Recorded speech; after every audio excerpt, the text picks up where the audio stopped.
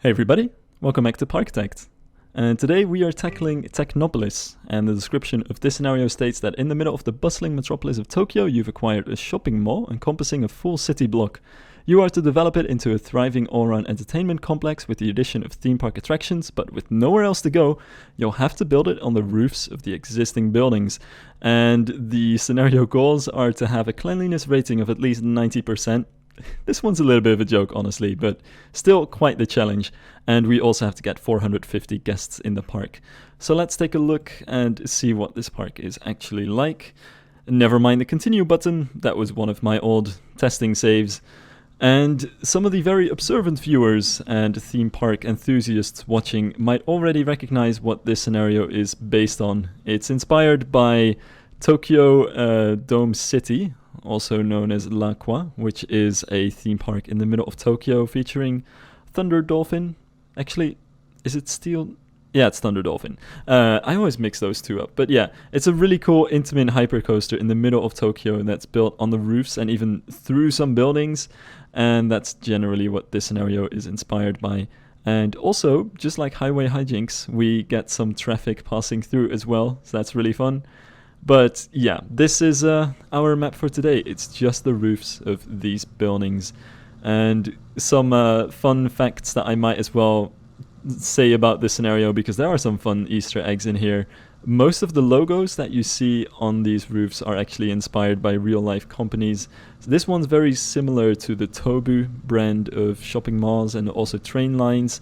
This one's, I believe, inspired by 109 at Shibuya. This one's a little bit like Aeon. The design of the store is also a little bit like the Aeon stores in Japan. This building, I imagine, could be somewhat similar to a Daiso, which is a 100 yen store. And this building, which has a stall in it actually, is kind of like a Don Quixote.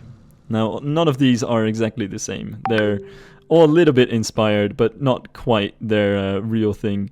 But that's what these stores are inspired by anyway. Also, the name of this map is based on one of my personal favorite songs, Technopolis by Yellow Magic Orchestra, which is a really cool Japanese synth pop band from the 70s and 80s who were kind of ahead of the game. It's kind of from Kraftwerk times. Anyway, let's get back into Parkitect side of things. All we have to work with, at least for the start of the scenario, are the floorless coaster, the hydraulically launched coaster, and the vertical spinning coaster, and some flat rides, but not nearly enough to get 450 guests into this park. So that's going to be quite the challenge, especially to try and fit in everything in this very tight space. So without further ado, let's give it a shot. Alright, so before I go on in this commentary, I just want to quickly apologize for some of the audio clipping in that first little tidbit of this video. For some reason, sometimes my microphone sets its audio level way too high without me changing anything about it. It's been like this for years and I still don't know how to change it, and I feel like I've tried everything I could.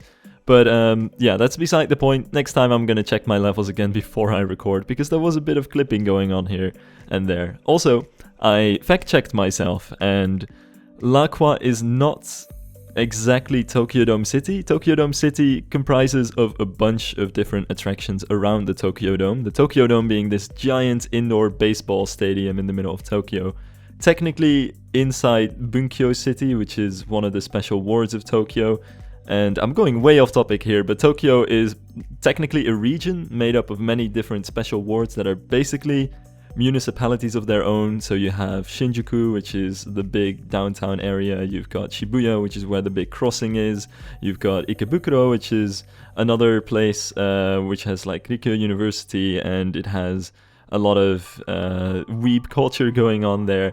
But that's all beside the point. Bunkyo City is one of these special wards. It has Tokyo Dome inside of it, and the Tokyo Dome has a bunch of things around it, which collectively are called Tokyo Dome City. One of these things is L'Aqua, but to be honest, when it comes to especially amusement parks, L'Aqua is definitely the most interesting thing about Tokyo Dome City. It actually has a few theme park rides outside of that area as well, just across the road from L'Aqua, but L'Aqua I think is the most recognizable and picturesque part of the whole complex, and it's where Thunder Dolphin is and that giant hubless Ferris wheel, which is all the reasons that I want to go to Tokyo Dome City usually. Anyway, So this scenario is really inspired by Lacroix, and to start off with a good roller coaster because, well, it's both fun to build a roller coaster, but it's also a necessary moneymaker.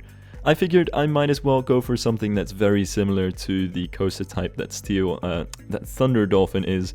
I already said I keep mixing these up. Steel Dolphin is a roller coaster in China, also made by Intamin, but Thunder Dolphin is an Intamin hyper coaster that's built basically on top of Lacroix. It goes through a building, it goes through a hubless Ferris wheel, it offers some of the best views of Tokyo, which is insane that you can get them from a roller coaster. It's not really the best Intamin hypercoaster I've ever been on, but I think it's very underrated. I think it's setting in the middle of Tokyo with arguably the best view I've ever had on a roller coaster makes it so much more of an interesting experience. And what other roller coaster goes on top of and through buildings? I mean, that's just absolutely insane. So this little coaster that I built here is at least a tiny bit inspired by Thunder Dolphin. I figured I wouldn't really have the space to build a lift hill and let this layout go all around the perimeter of the park as Thunder Dolphin does in real life. So instead I made it into a quick launched coaster, which allows it to have a very, very narrow footprint. It really only uses, half of the park's parameter and then only just 2 tiles because it's just using those Immelmans and dive loops to get around. So you can see you have a very simple bunch of elements, but I think it still has a decent ride time. Certainly a little bit more than some Intamin launched coasters do. And you still get a bunch of good elements mixed in there. Some airtime, some good hang time as well, I think. And hopefully, although of course I can't account for what the actual experience on the ride is going to be, a good launch as well. So that's the first ride, and then combined into the station of this Intamin launched coaster, I decided to build a scrambled eggs, just because it's always hard to come up with flat rides that are good to build in scenarios like these, because when space is very limited, I think it's probably a good idea to stay away from some of the bigger flat rides, and Scrambled Eggs has one of the smallest footprints you can get for a ride of its kind, so it's really good to just get some of those simple carousels out there and not have to waste too much space of my park already. And then as for the general architectural style of this park, I decided to keep it very minimalistic, very futuristic, and it's not quite sci-fi because there's not a lot of piping or things like that going on, but it's definitely inspired by sci-fi aesthetic. I decided to use a lot of simple art shapes and very simple colors, mostly grayscales, and then use art shapes to add some blotches of color here and there, some highlights in a very particular color scheme. So far I'm sticking with that dark purple-ish color, but adding to that I'm going to add some red, maroon kind of colors, some oranges, some yellows, a little bit of green, but all kind of in the same ballpark. No very washed out colors. They're all going to be pretty bright and they're all going to be used very sparingly, just to add some accented details everywhere in the environment that's otherwise going to be very minimalistic and very grayscale-ish. Now, this plaza here, I really couldn't figure out what to do with it exactly, but because this is such a crammed park and because space is, well, lacking mostly, I decided I wanted to get a very big plaza in the middle of this park without anything in the middle of it, because I think parks like this could tend to become very crammed very quickly if you just built rides everywhere.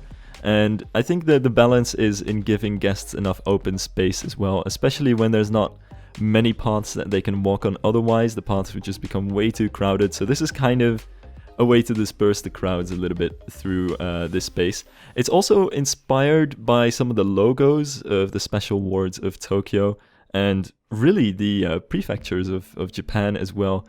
One of the things I've always loved about the city is that every ward has its own logo and all of them have a very similar style. Cities and municipalities are infamous for having horrible logos and flags, and there's this really interesting talk on this by Roman Mars. It's one of my favorite TED Talks about flag design, and the different wards of Tokyo actually have really cool flags, and they all fit the same kind of style. They're all quite symmetrical, very much focused on the center of the picture, and they all consist of mostly just 2 colors, a white background or something else, and a very symmetrical shape in the middle of it, which usually radiates out from the middle. So it was inspired by that kind of aesthetic that I decided to make that weird kind of sci-fi looking pattern in the plaza there. Also, I had no idea how to make that plaza look interesting without placing anything in the middle, because I just wanted to have, you know, as much open space as I could to have the guests disperse. And after that, I decided, you know, might as well add some symmetry and add a flat ride right next to this plaza, which is one tile less wide than the plaza itself, so, you know, it's not exactly symmetrical, but I don't really mind. And I think especially given the fact that Parkitect has an isometric perspective and the weight of everything that's right next to this flat ride, you don't really notice it so bad. What you do notice horribly though is what happened just there. Whenever the flat ride does its thing, it just goes straight through the walls. Don't worry about it, that's something I'm gonna try to fix later on, but for now it does look a little bit goofy, I will have to admit that. But yeah, that's just something that ended up happening whenever this ride starts spinning. I always forget that when this ride gets going, it kind of goes to the side, because intuitively it kind of feels like it just sticks to the middle there and doesn't really move from it. But yeah, in reality it's kind of on an arm that goes diagonal in a similar way as an Enterprise does, just not quite as far, and starts moving like that, which is interesting because I think this flat ride is kind of a modernized version of a very, very old flat ride. One of the classics when flat rides were still made out of wood. Was a very, very similar kind of thing. It just wouldn't go up as much and it wouldn't tilt as much and be generally as intense. But, you know, flat rides getting more and more intense over time is something that's very noticeable if you look back on some of the past versions of flat rides that we have these days. Now, as for the goals of this scenario, I think getting to 450 guests is not really going to be the challenge. Generally, if you build a few coasters and you have enough flat rides and your park rating is good enough, you'll definitely get there eventually. What I did recognize while playing this scenario is that getting to a cleanliness rating of 90%, especially on such a tight space, is actually a lot more difficult than I expected, and that turned out to be really the challenge of this park. So really all I can do at this point is hire as many janitors as possible, but at some point I realized that that wasn't quite doing the trick, so in the near future I'm definitely gonna have to build some kind of staff facility and a training center to help them to keep the park more clean, especially with how crowded it's going to get. I mean, 450 people in Parkitect scale on the roof of one shopping mall, that's definitely kind of pushing it, but you know, we'll get there eventually. I'm pretty sure it'll work out. Now, as for working out, I decided to build a coaster in this very tiny amount of space, and I really wanted it to be a coaster with a lift hill and just a nice long layout, lots of inversions and lots of stuff going on, just so that it wouldn't be, you know, an obvious cop-out just to make it fit into this tiny park. I really wanted to have something with a good layout and some good stuff in it. And that turned out to be quite a challenge, especially because I, you know, also just wanted to build a realistic layout, nothing that would seem too out of the ordinary for roller coasters. Eventually I settled on a B&M floorless, where we start off with that implement, go into a bizarre contraption of a dive loop, cobra roll, kind of going into itself thing. After that it kind of meanders around and tries to make some curves to get back to the station, while not wasting too much space. And then we transition into a 0G roll, which goes back to one curve into a brake run, where realistically I think would be the transfer track, which leaves enough space for a flat ride, a queue line, and whatever else I would need for the station on this plateau here. So all in all, I am pretty happy with how this layout turned out. And to be very honest, this recording that you're watching right now was not my first attempt at this layout. I spent way too long trying to figure this thing out and eventually ended up with this mess. Decided to just redo the recording once I knew where the layout was generally gonna go, and then did some adjustments afterwards. As you can see there, made the 0G roll very flat to the point where it's kind of more like a barrel roll really, or something in between, just to make sure that the speed is right, and by the time it hits the brake run, it's mostly slowed down, which I'm very happy with. It's always so satisfying to have a coaster which rolls into the brakes with not much energy left in it, so you don't have to waste too much of that potential energy that it builds up on the lift hill. That's just always one of the things that I aim for whenever I'm building layouts, and it's really only possible when you're building a coaster that's not on flat ground and where you can use elevation differences to your advantage. So that's also why I decided to build this station on the highest part of the map and raise it up a little bit more, just to make sure that we can have a high brake run and station building. So yeah, right next to it, I ended up building the orbiter flat ride. You may also notice that I removed the side of the riptide so that it doesn't crash into the wall anymore. And honestly, I actually kind of prefer it this way. It's not as symmetrical anymore, it's not as predictable of a scenery anymore. So yeah, I'm pretty happy with how that turned out. I decided to redo the final curve into the brake run just a little bit more so that the curve goes up and then you fall down into the brakes, give the 0G roll a little bit more of its 0G rollness back, to also allow the coaster train to be a bit slower once it hits the 0G roll and really get the most out of the hang time that you want to get in there. And then it's just a complicated patchwork of queue lines and exit paths just to get everybody into the coaster and the flat ride, and also the extra flat ride that I built on the side here. So that's the puzzle for the coaster itself. I decided to give it a kind of interesting color scheme where it transitions from different shades of blue throughout the layout, which I think, especially for this park, given that it only has 2 coasters and there's no space to build anything else at this point, it's a nice touch as well because it means that I can play with different track color schemes, despite the fact that there's only 2 coasters, so it kind of looks like there's more going on than there really is. And you really get that whole spectrum from a kind of very light greenish blue to very dark indigo-ish colors. So it's nice to have all those different colors on the layout, I think.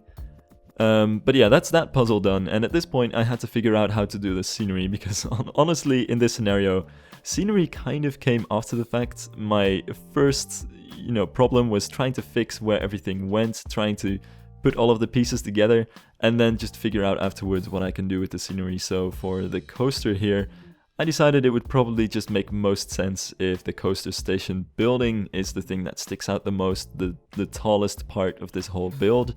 But it would be nice to include everything around it into the same kind of building. So I'm keeping the station itself very simple here, just a simple rectangular box, which is usually something that I try to tell people not to do with your stations because it's pretty predictable. But in this case, I think the real interesting part of this whole build is going to come from adding all of the things around it and making this coaster seem like it's just going into this giant complex of buildings where you can't tell where the building ends and begins, and it's all just kind of snaking together. At least that was the whole idea behind it.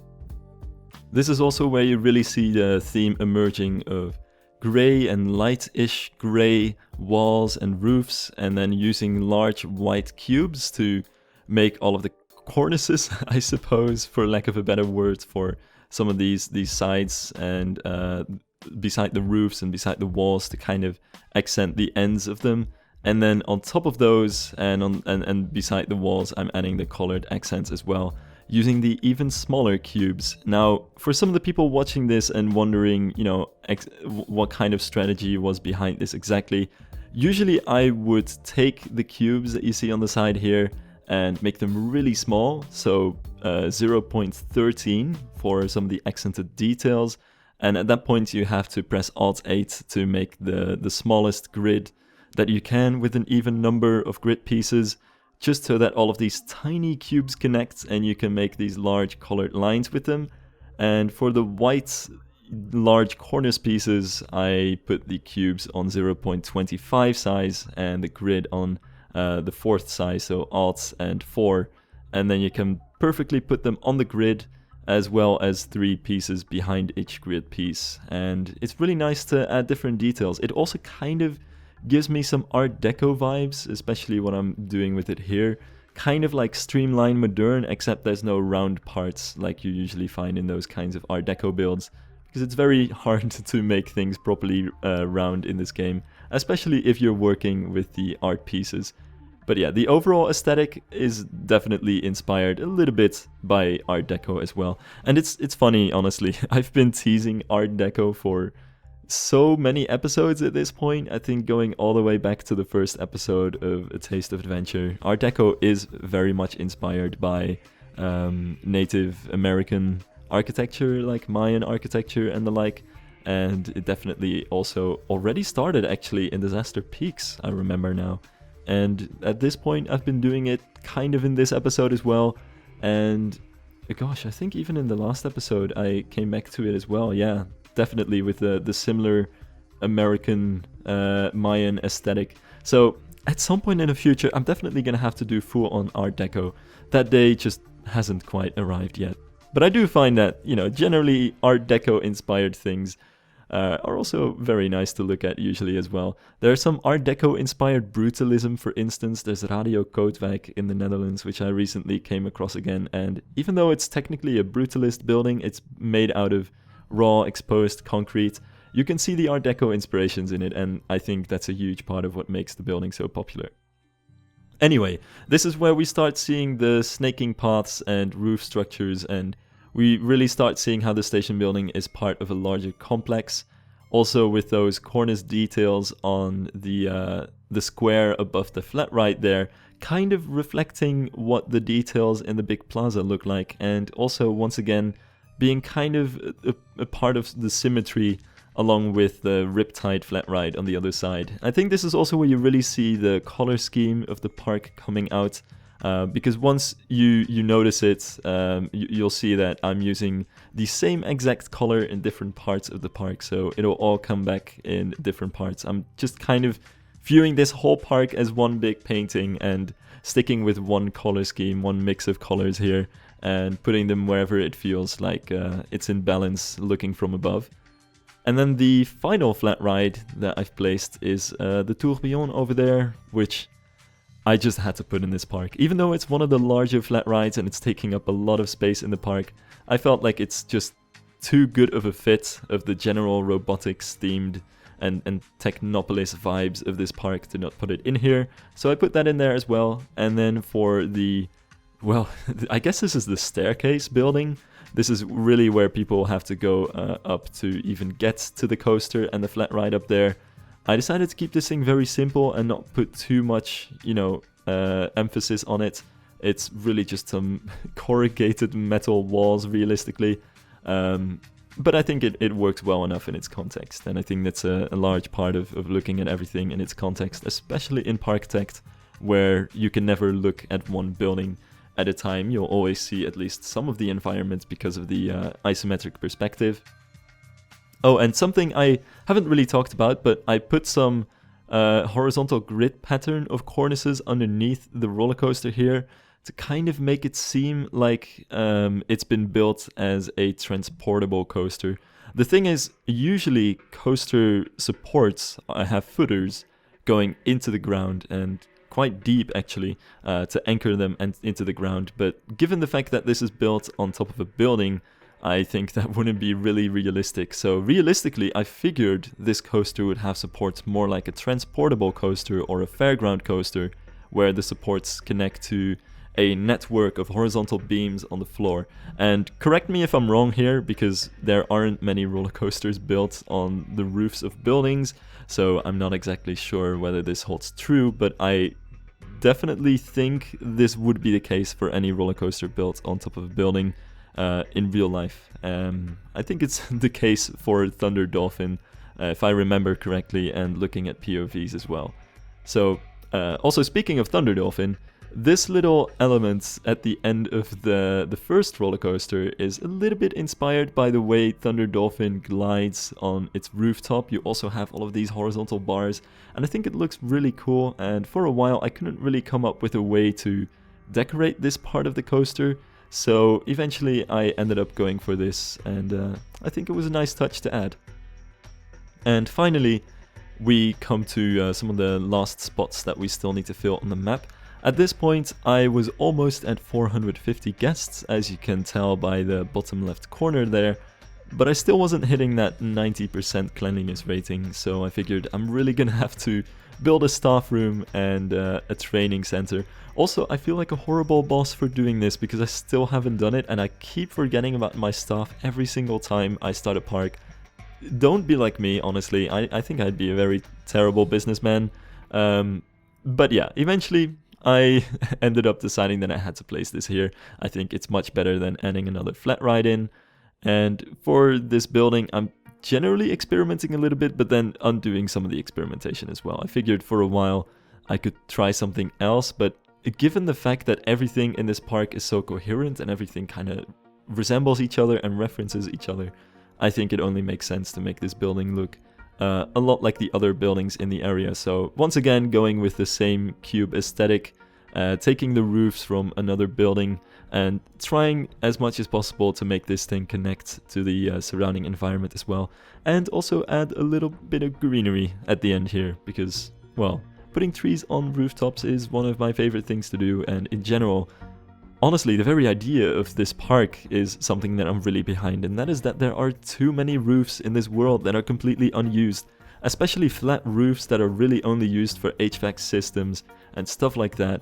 It's such a waste. There's so much awesome stuff that could be done with roofs, whether it be putting restaurants on top of them, urban gardens, all of that sort of stuff. You always have amazing views from roofs. Roofs are some of the best part of any building, and they're too often way too underused.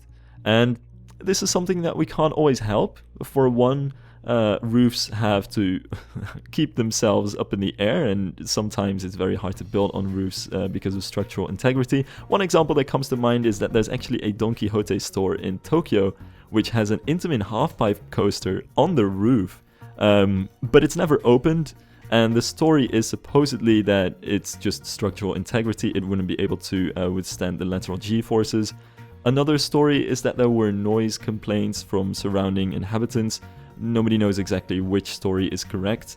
But anyway, that's the sort of stuff that we need more of in this world. And it's not always easy to get there. But, you know, this scenario is kind of an attempt to dream of a better world, I suppose. Anyway, that's it for this playthrough. Let's see how it turned out. So there we go, that's 90% cleanliness and 450 guests in the park. And let's just have a quick overview of what the park actually looks like. For once in my life I can do it in a single screenshot, which is very funny, but no, let's actually do a quick POV of all of the coasters as well. So first off, we have the hydraulically launched coaster, which is in this station right now, so that we should be good to go. Let me see if anything's actually happening.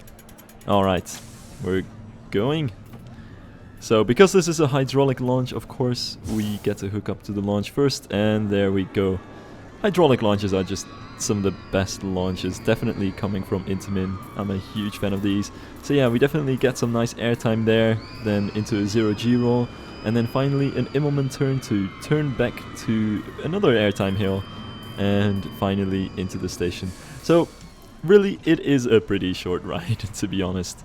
Just an Immelman into an airtime, into a 0G roll, Immelman airtime, so not too much is going on, but I really had quite a tight space to work with here, and I think given just how little space it takes up in the park, especially because it's kind of toward the edges on space that, you know, it's not really using anything that could be used very differently, I think it's a very nice compromise to get a launched coaster in here with still some decent elements and a decent mix and variety of elements as well.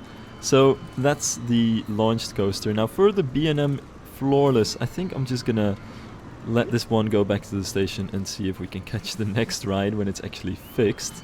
Let's see if we've got any mechanics coming up to this one. Alright, so there's our mechanic. He's just gonna have to go through the staircase in the middle of the building here, and then we can actually follow the path as he goes up to the coaster. So there's a little bit of going around there, then into the exit there, which is this whole covered section here. And then hopefully the people can get on and we can get on and we can do a quick POV of this ride. So we've really got this interesting setup here with all of the different paths going over and under each other and kind of intertwining here. It's very hard to tell what's going on unless you turn on the buildings, which I'll do in a second. But yeah, first a POV of this coaster. given how tight this thing is, it kind of reminds me of Daemonen at Tivoli, which is a layout which I find really impressive, especially given the fact that it's real life, you know. But this one is a little bit crazier. We start off going into that Immelmann, then into a kind of bizarre element into a Cobra roll. It's really weird, but it just works on a very tight space, and you know, we already have 4 inversions going into this very compact layout. Then some turns going around, which is kind of typical, I suppose, for the latter half of a B&M coaster, into this 0G roll, barrel roll kind of thing. It really does have some interaction with the path here. A bit of a literal head chopper at the end there, and some of the buildings that could presumably be, you know, the transfer track and all of that jazz, but I decided to, you know, pass on that one. But there's still some interesting stuff going on here. If we turn off the buildings, you can see some of the path work that's actually in here. This giant kind of staircase, and then the intermingling paths here, with over here the pretty large queue line for the Orbiter, which is also a very popular ride. I'm kind of blown away just by how popular this thing is. But let's turn the buildings back on. That definitely looks a bit better. And over here we have the the still turned off flat ride. That's such a classic. Why do I always make that mistake with at least one of my flat rides in my park? I just realized I basically could have done without this thing, because I've reached the goals anyway. But it just looks too good on that position, and it just looks too good as a flat ride in general. I don't know why everything is breaking down, but we'll continue the tour. So we have the tourbillon here, doing its thing, looking absolutely nuts. I really want to ride one of these things, even though I've heard they're not quite as interesting to ride as they are to look at. I think they're definitely one of the most interesting and creative flat ride designs in real life. Then we've got the jumper here, and the foodstuffs. I couldn't really come up with a better name for some of the foodstuffs. It's not very good foodstuffs, by the way. I decided to go with some bubble tea, because we are in an Asian map after all, and bubble tea is from Taiwan, if I remember correctly, but the general culture. Plus you can definitely find it in Tokyo as well. And then we have a vending machine for food, which might be the reason that my hunger rating is not quite that good. Definitely something to keep in mind once you get one of these scenarios where you start off without a proper food stall. You can use the vending machine chips to have people stave off the hunger for the most part, but obviously it's not very healthy with all of that salt and sunflower oil. But you know, it's it's something that kind of works in a pinch, I suppose. But next time I should definitely research a proper food stall as well. Here we have the Riptide, no longer smashing people's heads into the ceiling, so that's nice. And another flat ride hidden in here, and in here as well. So all things considered, I think there's a lot of stuff going on in this map, but just enough not to make it feel too crammed. And definitely once you turn off the scenery, you can tell how everything actually works, and you can see that there's a lot of path space just kind of hidden everywhere, just to make sure that this park doesn't get too crammed, despite the fact that the footprint that we have to work with is very small on this one. Oh, and before I forget, I do usually want to try to cover the ratings, but I always forget to do this. But the ratings on the coasters are pretty good. We've got 82 excitement and extreme excitement on this one, and decently medium intensity and nausea. And on this one it's just very high, so not quite as good, it's not quite as intense. But still, I think a decent amount of variety. Had I a little bit more space, I definitely would have included a junior coaster as well, but it's really hard to make those things actually fit into a compact space. Ironically enough, I think it's easier to build a little bit larger and build a proper thrill ride, which is definitely best for your money making as well. So I think the general gameplay strategy, you know, looking besides just aesthetics, is definitely followed here. Alright, stuff keeps breaking down. I don't know why it's the Heartbreaker especially that's just always doing this. Anyway, let's get out of here. Well, actually, I might save very quickly. Hold on. So this is actually my third attempt, as you can tell. Let's get out of here and see what kind of trophy we get from this map. I'm actually not sure. Alright, so we just get one of the buildings that's on the map beside our park. Fair enough, I think that works, and it kind of finishes off this little island in space. And then we move to the next scenario, which is... Oh man, this is gonna be a good one. It's Dragon Valley. So, as you may be able to tell from this island that you get and the preview shot, Dragon Valley is going to have some very difficult terrain to work with. So that's gonna be very interesting. But that's all for the next episode. Thanks for watching, everybody, and I'll see you next time.